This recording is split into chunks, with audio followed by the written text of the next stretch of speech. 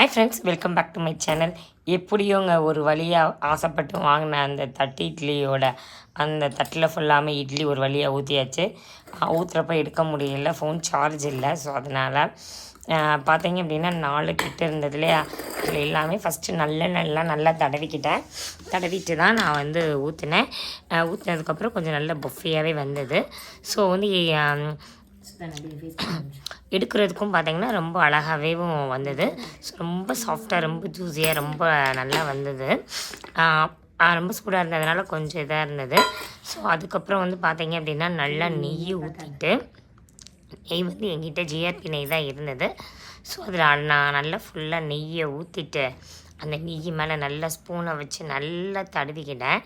So நல்லா இதாக இருக்கிறதுக்காக அதான் இந்த சைடு வந்து பார்த்திங்கன்னா ஒரு சைடு நல்லெண்ணெய் இருந்தது, ஒரு சைடு வந்து ஜிஆர்பி நெய். ஸோ அந்த மாதிரி ஊற்றிட்டு நல்லா வந்து ஸ்ப்ளிட் பண்ணிட்டேன். ஊற்றுறப்பே பார்த்தீங்கன்னா அவ்வளோ அப்படியே வாசனை வேறு.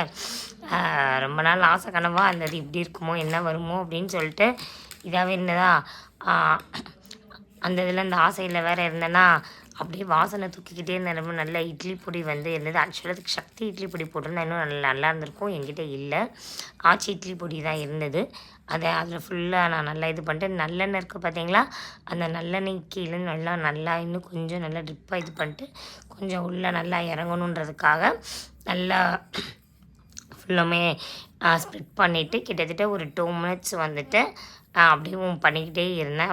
ஒரு 1 மினிட் 2 மினிட்ஸ் அந்த மாதிரி இது ஃபுல்லாக பண்ணிவிட்டு அதுக்கப்புறம் அப்படியே நல்லா வந்துட்டு ஸ்லைஸ் மாதிரி போட்டு எடுத்து பார்த்தா அப்படியே ஸ்வீட்டாக ரொம்ப பஞ்சியாக ரொம்ப நல்லா வந்ததுங்க.